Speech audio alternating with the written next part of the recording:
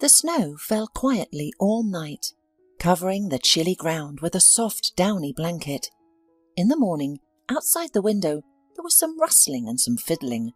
It was a flock of tits on the windowsill, eagerly awaiting their daily feed. Around November, Erin started feeding them regularly with a handful of seeds. The birds quickly became accustomed to it, and every day they would come for their share. When the birds saw their food provider through the window, they became animated. One of them tapped twice on the window with its beak as if to say, "Open up, we're here already." There were no sunflower seeds available, so the young woman used sliced bread from dinner. The tits happily accepted this simple treat and enthusiastically began to peck at it. As the woman watched their lively activity, vague memories from her distant childhood started to resurface in her mind. Once upon a time she used to prepare a simple treat for herself and her younger brother, Cooper. They would slightly wet the bread and sprinkle sugar on top. The resulting makeshift cake would crunch between their teeth, sugary but delicious. Sweets were a rarity in their house. Sometimes their mother's guests, mostly men, would spoil the children with candy or chocolates. Erin remembered a time when their apartment still retained the freshness of recent cosmetic repairs. A lacy doily adorned the dresser and a new TV stood in the corner. Her mother Helen was perfect then, with thick, shiny blonde curls cascading over her graceful shoulders. She wore a stunning white chiffon dress with blue flowers, which complemented her sparkling, cornflower blue eyes. Her boyfriends smelled of tobacco and pleasant cologne. One of them, Alan, had lived with them for a long time. He had a kind smile on his freckled face and was always cracking jokes, making him a good man in the little girl's eyes. Alan was skilled with his hands and could fix anything.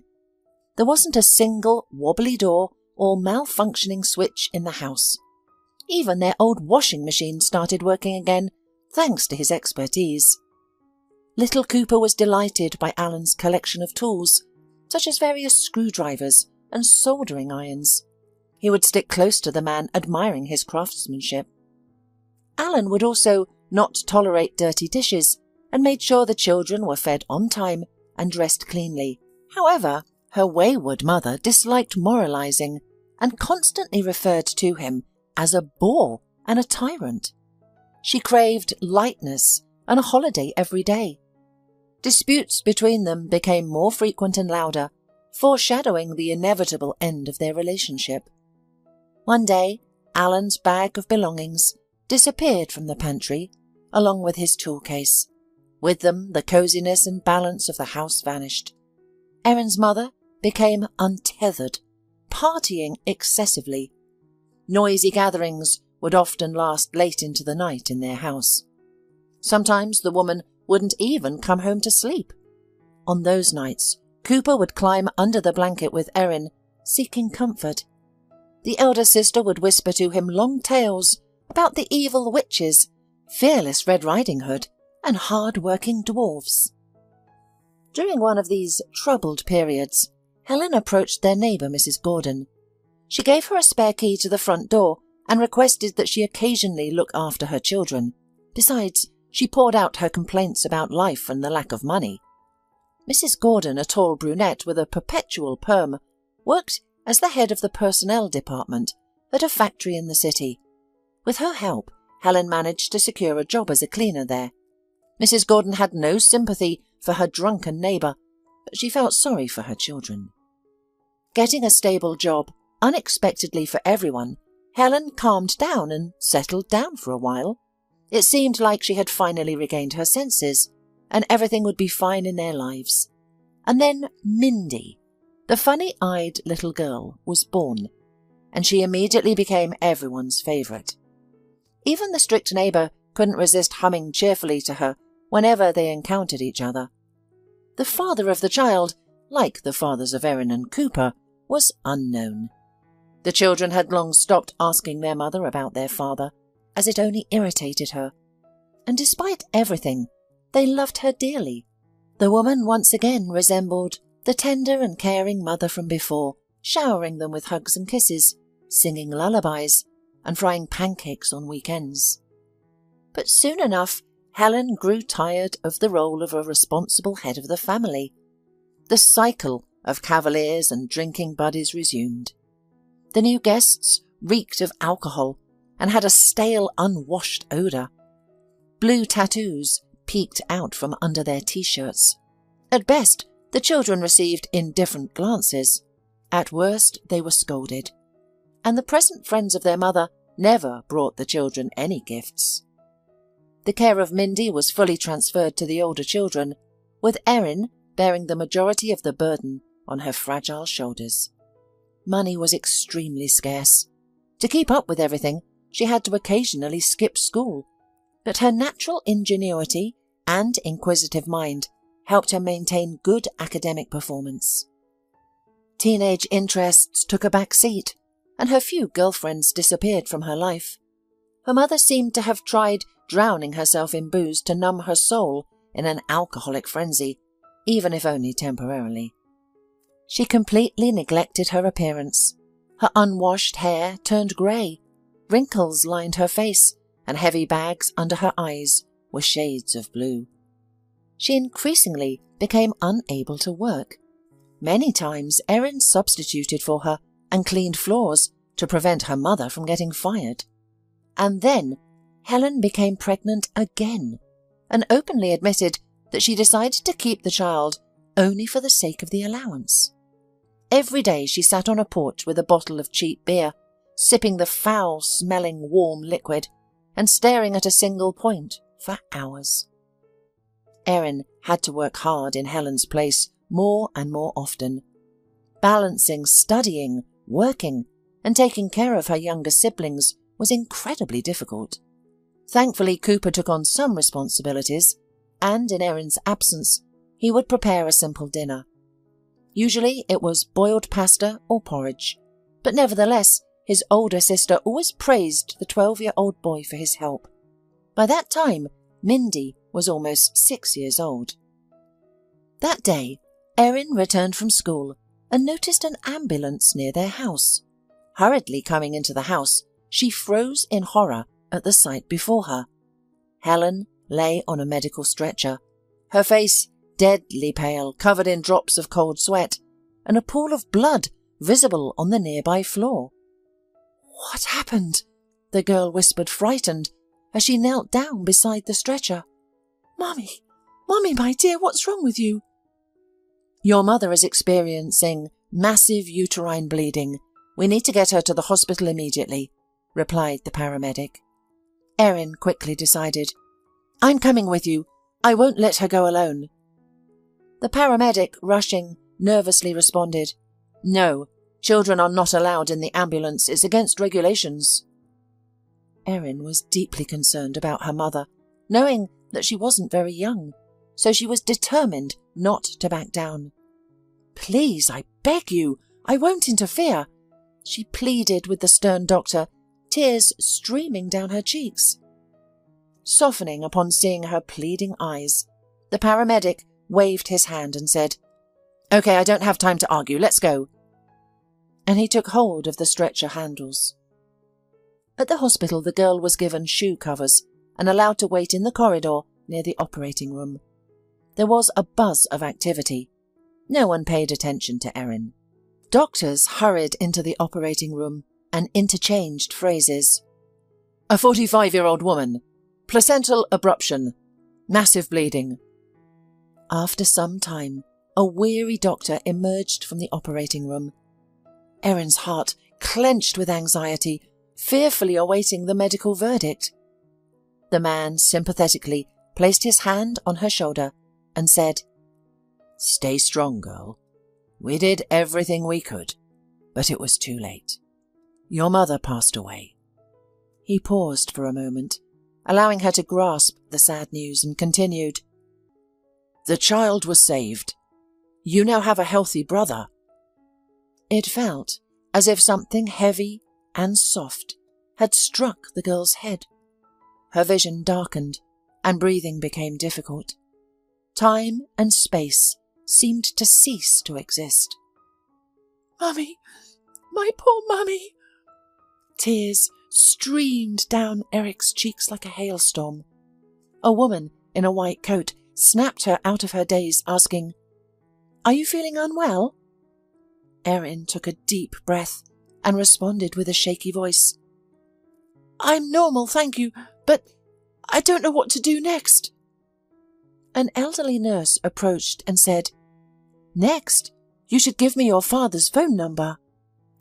"I don't have a father," Erin whispered, feeling bewildered. "Well, do you have a grandmother or any older relatives?" The girl simply shook her head and said, "Only my younger brother and sister." A compassionate woman sat down next to her and said, "The body will have to be taken away and buried." Erin couldn't help but shudder at the word body. It was her mother, the woman who had loved her, sung lullabies to her as a child, and comforted her when she cried. The nurse felt sorry for the orphan and tried to offer some help. "Go outside, down the street into the archway and into the yard. You'll see a sign there that says ritual services. They'll give you all the information you need." Erin suddenly looked up at the nurse and asked, "And when can I pick up my brother?" The woman looked at her closely and asked, "How old are you?" Erin slowly replied, 17. The woman sighed and shook her head sadly. "He will go to a baby home." Erin's eyes filled with a glimmer of hope as she asked, "When I turn 18, can I take my brother then?" "I don't think so," the nurse replied. "Babies are usually adopted quickly. You better think about yourself. Maybe you will be sent to an orphanage too." This cruel but honest answer left Erin speechless. The thought of being separated from her brother and sister shattered her world, and indeed, no one will understand that they have all long been independent, and Erin is ready to work day and night only if they are not separated. "Well, we have neighbours and other options," she tried to explain, but then stopped herself. The nurse simply shrugged her shoulders and remained silent. The funeral home assured her that everything would be taken care of and presented her with a hefty bill. It made Erin's soul feel even heavier. On the way back, she couldn't stop thinking about how she would break the sad news to little Mindy and sensitive Cooper. Her thoughts were jumbled, and she didn't even notice how she arrived at her neighbour's house. The neighbour was already waiting for her. "So, how is your mum?" Erin had to say it out loud for the first time. "Mum died," she managed to squeeze out, her lower lip trembling. The woman reacted sympathetically and hugged Erin. The girl looked down, not wanting to go into details. She remembered the sad errands ahead and held out the bill in her hand. "Mrs. Gordon, could you please help me? I only have half of the amount, which I was saving for graduation. I'll pay you back later." "Of course, you can rely on me," Mrs. Gordon replied, taking the bill in a businesslike manner. As Erin stepped into the house, a joyful Mindy greeted her with open arms and shouted, "Hooray! Erin is here!" Cooper peeked out of the room, holding a textbook in his hand. "Were you at the hospital?" he asked, but froze when he saw his sister's face. "What's wrong with Mum?" Erin slowly walked into the kitchen and collapsed into a chair, exhausted. It felt as if 1,000 blankets had been thrown over her shoulders. The children followed her. Mindy stared at her sister with her big cornflower eyes, unable to understand why her kind Erin looked so upset. Cooper watched anxiously. "Where is Mum?" Mindy asked casually. Erin covered her eyes for a moment and let out a heavy sigh. "Mindy, Mummy is gone." Her tired voice sounded muffled. Cooper, who had matured early, held his breath with a stoic expression. He understood everything perfectly. "What do you mean, gone?" the little girl asked in surprise. "When will she return?" Mindy asked, her voice filled with confusion. "She flew away to the sky," Erin replied, remembering a scene from a movie where the death of a parent was explained to a young heroine. To the moon? Will she come back? Mindy bombarded her with questions. She won't come back, but she'll watch over us from above all the time, and we'll live together amicably. The childlike innocence in Mindy's words helped Erin gather herself. The responsibility for their future now rested solely on her shoulders. She tried to embrace both children, but Cooper pulled away and ran off. Erin knew it was better not to touch him at that moment and let him be alone with his thoughts. A little later she entered his bedroom. The boy lay on the bed trying to hide his tear-stained face from his sister. Erin lay down next to him and hugged him, just like she used to do when she told him bedtime stories. It's terrible, and it's painful, Cooper, but I have you and Mindy. We're a family. We'll get through this shadow time together, won't we? She whispered to her brother. Meanwhile, the younger sister came into the room too and declared, Why are you both hiding from me? She climbed up and settled down between them. Cooper didn't mind. So they lay there, huddled together until nightfall.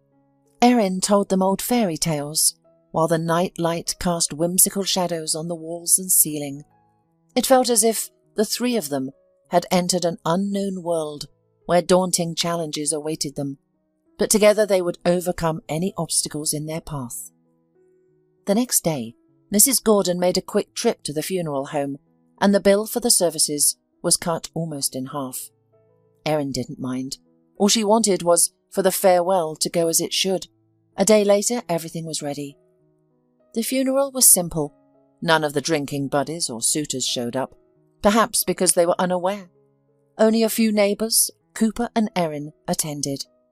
It was decided not to take Mindy. The kind-hearted neighbours felt genuine sympathy for the orphaned children, even though the deceased was not pitied in her lifetime.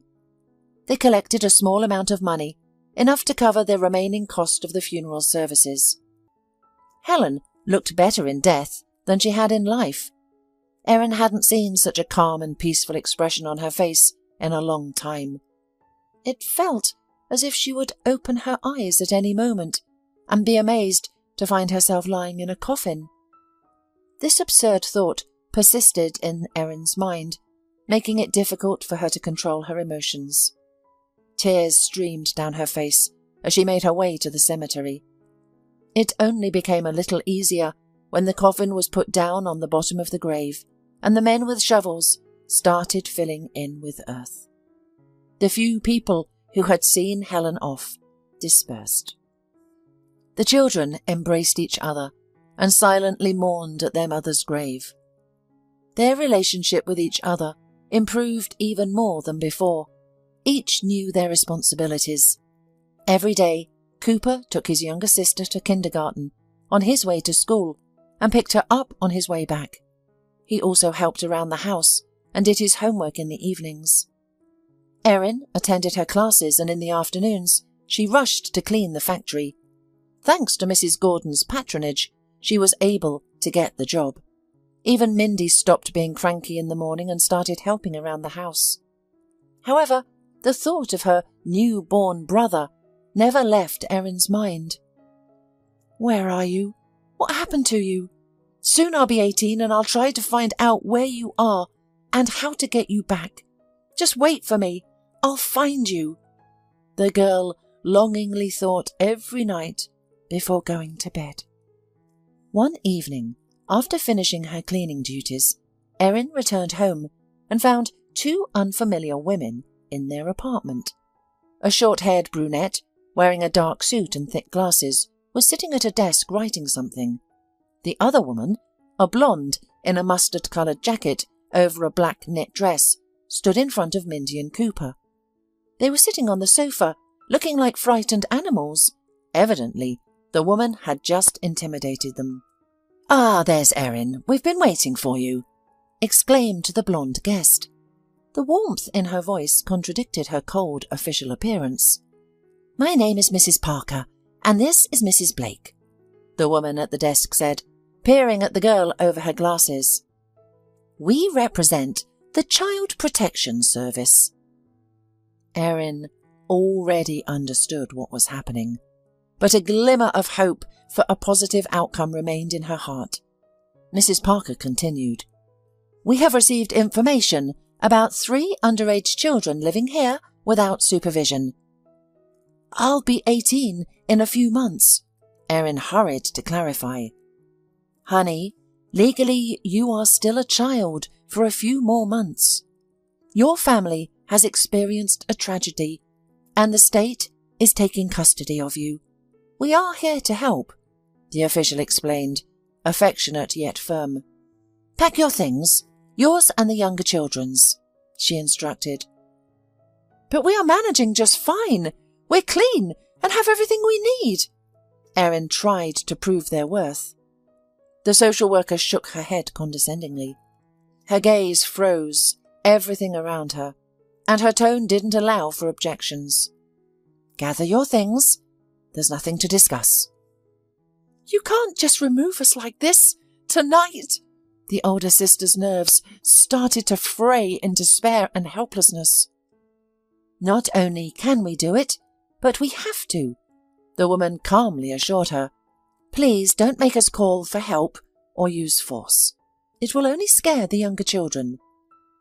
With tears streaming down her face, Erin gathered their essential belongings, and the 3 orphans set off into the unknown. For a few days they stayed in one place with around 10 other children. The caregivers assigned them to a separate room, provided them with good meals, and left them undisturbed. Cooper and Mindy never left Erin's side. They were focused, yet calm. Erin had already accepted this situation and decided that they could wait for her adulthood in these conditions, as long as they were not separated. However, it turned out that they were waiting for distribution. 3 days later, a car with social workers arrived to pick up Mindy and Cooper, while Erin had to go to another orphanage. Her heart was torn by the crying of her little sister. Erin kissed her goodbye and vowed through tears that she would find them soon and take them away. Cooper silently experienced the parting, only uttering, "We will be waiting for you," as he got into the car. One piece of Erin's soul was taken away in an unknown direction, along with her brother and sister, and coldness settled inside. In the new place, Erin sat on the bed in the girls' bedroom for several days, feeling devastated and indifferent to her surroundings. The other girls showed little interest in the new arrival. In the orphanage, they had their own rules and little sympathy for each other. Some girls of the same age would mistreat and steal from the younger ones. Witnessing such incidents, Erin imagined that it could be her brother and sister, and one time she couldn't bear it and stood up for the mistreated child. From now on, she became the victim too. They would spoil her food in the dining room, stain her clothes, and complain to her teachers. Erin realized that her life would not improve, and complaining to the teachers would only make things worse. Finally, she dared to run away. It happened spontaneously. She simply walked out, wearing whatever she had on, through the gate that someone had forgotten to close. In her pocket, she only had an old button phone that belonged to her dead mother and a small amount of money she had saved up before ending up in the orphanage. To her great luck, a bus was pulling up to the bus stop 50 meters from the orphanage. The decision came suddenly. It felt like an eternity as she travelled somewhere far away without a plan. The jubilation of unexpected liberation was soon replaced by uncertainty about the correctness of her actions.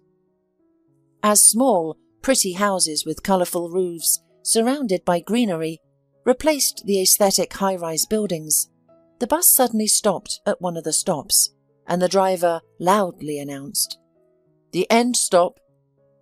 The bus unloaded its last passengers, turned around and drove away, leaving a dusty cloud behind. Erin found herself on the outskirts of the city. The unknown was both frightening and exhilarating, But she didn't want to go back. She couldn't go home either, as they would look for her there first of all. Her gaze fell on a road sign before the exit from the highway. It read, Lakeville. Memory is an amazing thing. Sometimes sounds, images, or conversations that were once accidentally captured and stored in the depths of the human brain resurface. This was one of those moments. Erin immediately recalled a conversation she overheard at the supermarket last year between two elderly ladies. "It's a pity I no longer have the strength for my summer house. Ever since my Paul passed away, I haven't been there in 3 years. And it's such a nice little house with a small plot. Have you been to Lakeville Village? My house is the outermost house with a blue roof and blue shutters. My husband and I specifically painted it this way. To memorialize our honeymoon on Santorini Island." A plan formed on its own to settle in this summer house and stay there until she came of age. Erin took the money out of her pocket and counted it. The plan was immediately supplemented with another item. Finding a job was urgent. After about 15 minutes of walking along the forest road, the needed house came into view as a blue blur. Erin pushed the gate, which creaked and opened welcomingly. The neglect of the tiny plot and the uncared dwelling were striking. The path to the porch was barely visible through the grass, and the dusty sun-bleached shutters were closed and covered with ivy. As a precaution, the girl knocked, but of course there was no answer. The door was locked. After some time, Erin lifted the dirty doormat and discovered a small key underneath it. The room inside smelled of dust and dampness. Without much hope, the girl pressed the switch on the right side of the door, and miraculously, a dim light bulb illuminated the space under the low ceiling. This stroke of luck inspired her to explore further. The odd house consisted of 1 bedroom, a living room, and a kitchen. However, everything necessary for a modest existence was there. A bed, a sofa, a table, chairs, and a wood stove in the corner, along with various utensils. In the bedroom there was a dusty bookcase, indicating that the elderly woman and her husband were book lovers. Erin spent the entire day cleaning the house. In the evening, tired but satisfied, the girl sat down on the wooden porch, still feeling the warmth from the sultry day. Now her thoughts began to turn to her family. The image of her brother's longing look and her little sister's tearful face haunted her. Although Erin didn't fully understand how she would be able to reunite her family, she vowed to do everything in her power to return them. The next day, Erin started looking for a job. It was not an easy task. She tirelessly searched through ads in all available sources. Most job openings required a passport. After weighing the pros and cons, Erin decided to offer her services as a caregiver in the free ads section. Surprisingly, the next day her phone rang, and a cheerful female voice said, "Hello, I'm calling about the ad. My name is Brenda. Are you still looking for a caregiver job?" Erin quickly clarified, "Yes, but I live far from the city." To her surprise, the woman responded enthusiastically, "Excellent! And would you be interested in working from home? I have a bedridden husband who has been wanting to go to the village for a while. Of course, I promise fair payment, and I can even pay extra if needed." After a moment of thought, Erin agreed. "Good. Give me the address and I'll come to get acquainted and finalize the remaining details," Brenda said. 3 hours later, a red Jeep pulled up to the gate. Brenda turned out to be a stunning brunette in tight pants and a bright red blouse. Her enhanced black hair, silicone lips, and unnaturally long eyelashes gave her the appearance of someone who had probably spent a lot of time in beauty salons. Erin's plain appearance, lack of makeup, and dark blonde braided hair seemed to meet the young woman's expectations of a caregiver. Brenda, fearful of getting dirty, looked around the modest dwelling with a hint of disgust. "Great. "It's just right," she muttered, surprising the future caregiver. Erin's attempts to discuss Brenda's husband's condition and care didn't yield any results. The woman simply grinned and said, "Why worry? You'll get to know each other and discuss everything tomorrow morning." The next day, a specialized car arrived, and 2 strong orderlies carried the disabled man on a stretcher into the house. After placing a small bag with his belongings on the porch, they left without saying a word. The girl was now alone with an unknown man in a strange house. The new tenant was in his 30s, with a scruffy beard and an exhausted expression on his face. His chestnut-coloured hair was unkempt, untouched by a barber's hand for a long time. Sad grey eyes stared indifferently at the ceiling. "My name is Erin." The girl decided to establish a connection immediately and smiled warmly. The man reluctantly turned his head and observed the nurse for a moment. He didn't expect to see such a fragile girl in this role. Erin's long, dark blonde hair was neatly tied back in a ponytail. Her naive blue eyes radiated genuine concern and kindness. "Oh, she's just a girl. How can she help me?" he thought, and he hoarsely introduced himself. "Michael." Erin responded, "Pleasure to meet you. Your wife hired me, but unfortunately she didn't tell me anything about you." Michael grinned bitterly and sarcastically replied, "Not surprisingly, she doesn't know anything about me." Erin tried to imagine what it would be like for a once healthy and strong man to suddenly become helpless and dependent on others. She felt sorry for Michael. She sat down by the bed and asked, "Could you tell me what happened?" Her childlike directness and naivety won him over. No one had shown genuine interest in his well-being for a long time. Suddenly, he felt the urge to share his feelings with someone. Michael had owned a fairly successful construction business for many years. As he focused on growing his business, he never found the time to start a family. However, about 2 years ago, his parents passed away, one after another, and he was overwhelmed by an endless feeling of loneliness.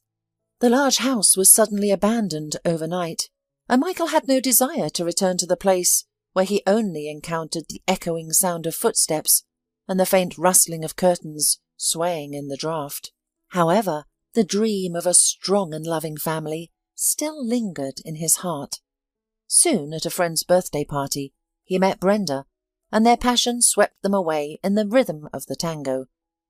Despite warnings from acquaintances about Brenda's questionable character, Michael was enthralled by her.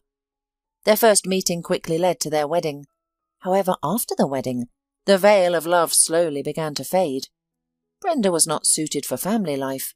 She had no desire for children and preferred spending her time outside the home, away from her husband.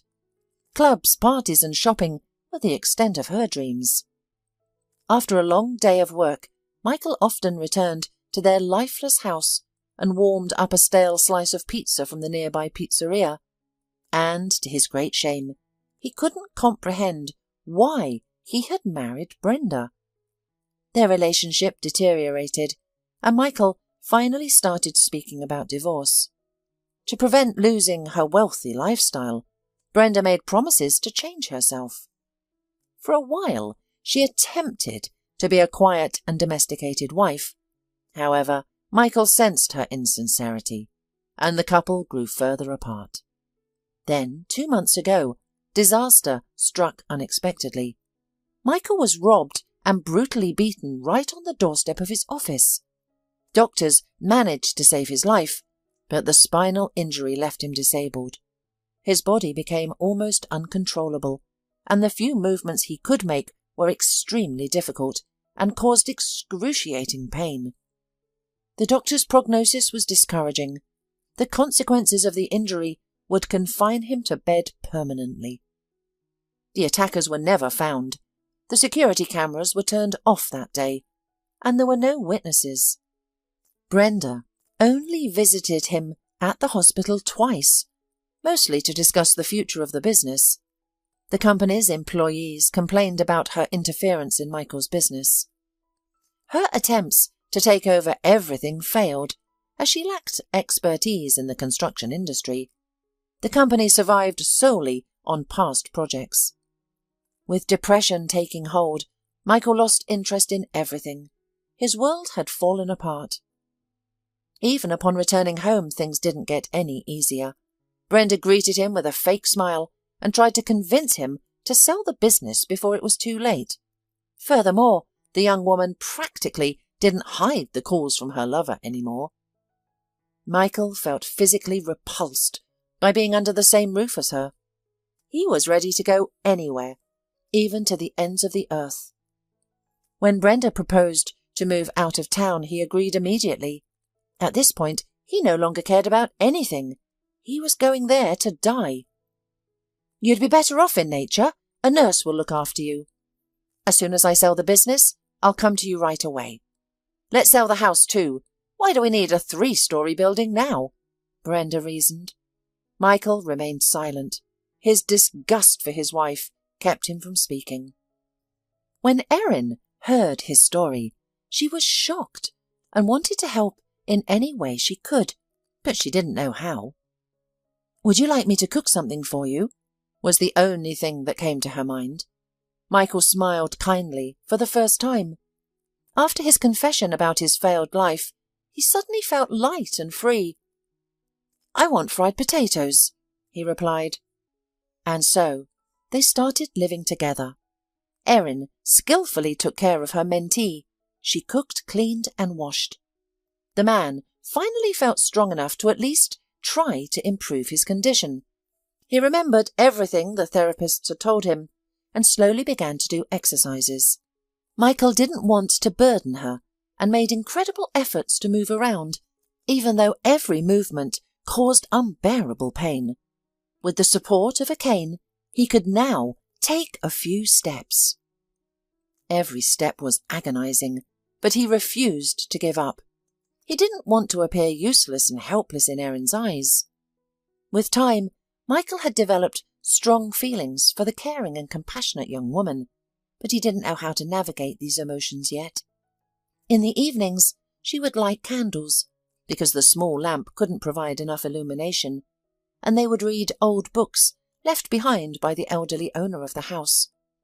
They would then engage in long conversations about various topics, and Michael would describe the countries he had visited. When they ran out of things to talk about, they sat together in silence, watching the strange shadows dancing on the walls. A fragile, spiritual connection grew stronger between them each day. The girl admired this intelligent and trustworthy man. One evening, she decided to share her sad story with him. Michael remained silent for a long time, processing the information, before simply saying, "Don't worry, everything will be fine."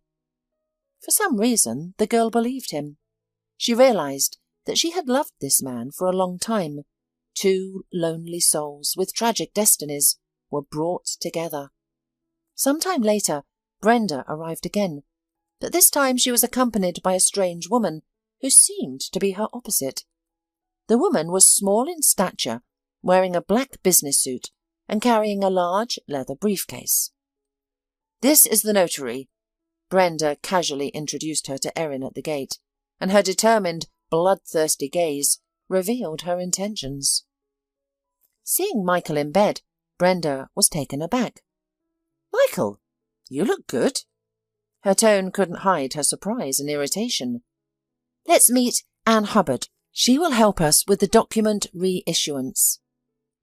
"With the document reissuance? What do you mean?" Michael pretended not to understand her intentions. "Darling, we had a deal, remember? We've decided to sell everything while your business is still afloat. Then we'll have money for your further rehabilitation and our decent lives. But we have to hurry. The company's getting worse, and I've already found a buyer for the house. I'm suffering away from you, and I have to do all this work instead of taking care of you. So let's end this burden, and I can finally devote myself to you. And to save you the trouble, we decided it would be better to put it in my name, so I could do it. Honey, you and I have already discussed this, and you agreed to it."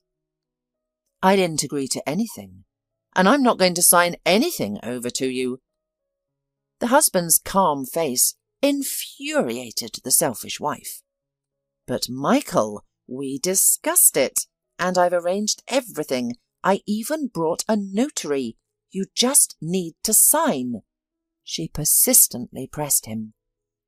"There will be no deals," the man firmly replied, leaning back on his pillow.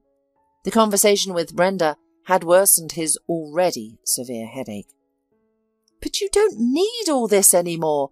You'll lie here for the rest of your life. But I'm still young. I still have to live." Brenda said it with anger, unable to control herself. "I've said to you everything I want to say." Michael closed his eyes, hoping Brenda would leave his temporary sanctuary as soon as possible. Brenda looked at the notary, silently pleading, but the notary shook her head. Biting her lip, the wife calmed herself down with visible efforts and tried to justify herself. "Michael, I'm sorry, I was just worried about you. That's why I snapped. Rest, my dear, rest. I'll come back later." And the official delegation left immediately. Before leaving, Brenda approached Erin closely and whispered, "Listen, maybe I forgot to mention when I hired you, but my husband's condition will only worsen. The doctors said nothing would help him. You don't have to try so hard. Just splash some broth in a bowl once a day, and I'll pay you more. A lot more. I hope you understand me properly now." Brenda looked meaningfully into the girl's light-coloured eyes, and then she drove off in her fancy car, leaving behind the lingering scent of her expensive perfume. Erin shuddered at such admonitions, but quickly regained her composure. She wouldn't let Michael worry, especially after such an unexpected visit. The room still carried the heavy scent of Brenda's luxurious perfume. The girl opened the window wide, sat on the chair near the bed, and placed her palm on Michael's forehead. The man opened his eyes, and the headache slowly began to fade. "How fortunate I am to have you, Erin," he whispered tenderly, gently squeezing her narrow palm in his hands. He slowly brought it to his lips and kissed it softly. The girl smiled softly and said, "Let's have some tea." The next day, Erin needed to restock her modest food supplies at a small local store. Next to the shop there was an attractive 2-story house made of white brick and roofed with emerald green tiles. Several cars were parked in front, and there was sometimes a long line of people, some of them using crutches. In a store, Erin asked the saleswoman about that house and its inhabitants. "Ah, it's Bernard's house. He is our witch doctor, our bone setter, a remarkable man," replied the ruddy saleswoman. "Many people seek his help.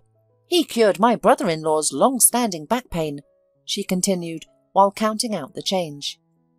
"Is it expensive?" Erin timidly asked. "Oh, not. Bernard never turns anyone away.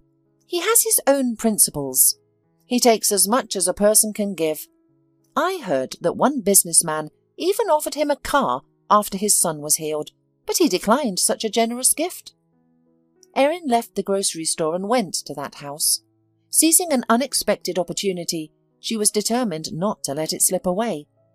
A flicker of hope ignited within her, warming her from within. An hour later, the last patient drove away, and Erin confidently pressed the doorbell. Almost immediately, a tall, wiry man in his 60s emerged. He had dark eyes and a hooked nose, and he wore a cotton shirt with loose-fitting, light grey pants that resembled a surgical suit. His strong hands resembled shovels and could probably bend a horseshoe effortlessly. "Hello, are you Bernard?" Erin's voice trembled with excitement. "Yes, I am Bernard," the man replied, his almost black, piercing eyes fixed on her beneath his bushy eyebrows. Erin, trying to be concise and not waste the healer's precious time, said, "I take care of a man. He is 33 years old, with a neck and head injury." Bernard nodded and said, "Bring him tomorrow at 9 o'clock. "We live nearby, on 5th Street, the last house," Erin added with large eyes pleading. The healer nodded. "Okay, I'll drop by in the evening," he said briefly before disappearing into the courtyard. Around 7 o'clock, when the sun had already set behind the summer house, Bernard arrived. He carefully examined the new patient, probing his neck, head, and then moving down the spine to the coccyx. Michael cried out in pain at certain points. Erin sat in the corner, feeling like a sparrow in the cold, her heart aching with every sound of pain. Bernard murmured, "Yes, it's not too late. When was the injury?" 3 months ago, Michael replied.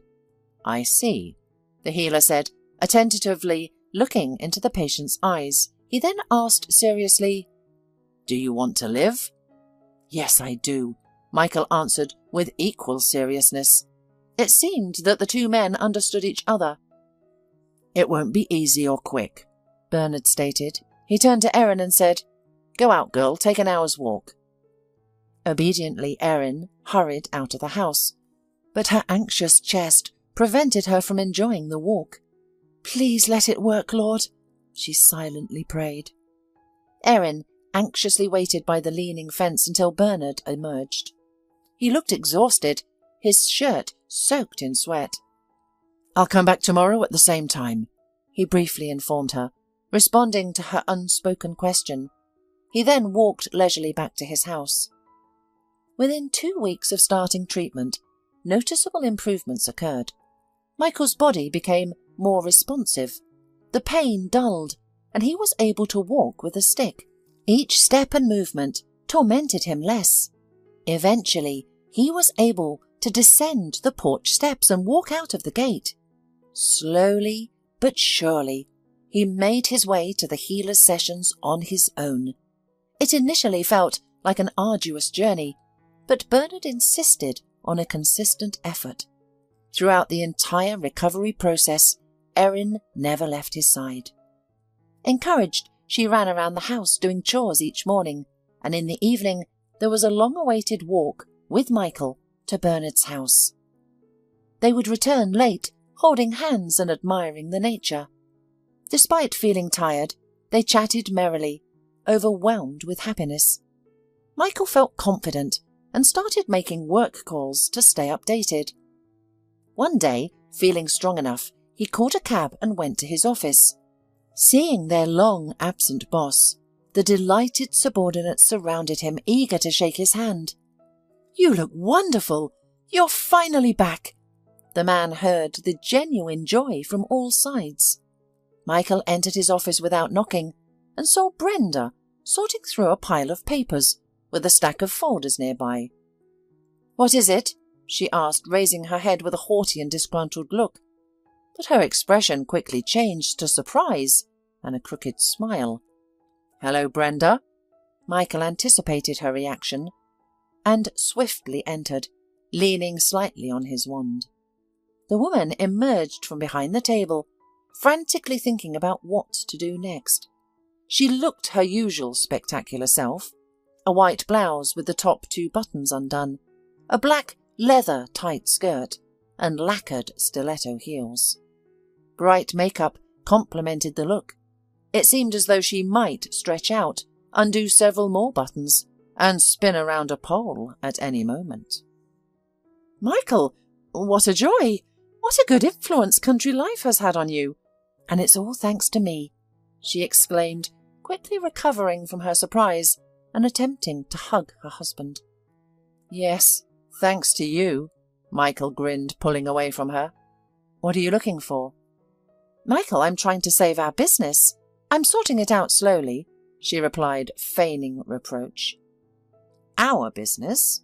Michael said sneeringly, going to the table and sitting down in his chair. "You don't have to worry anymore.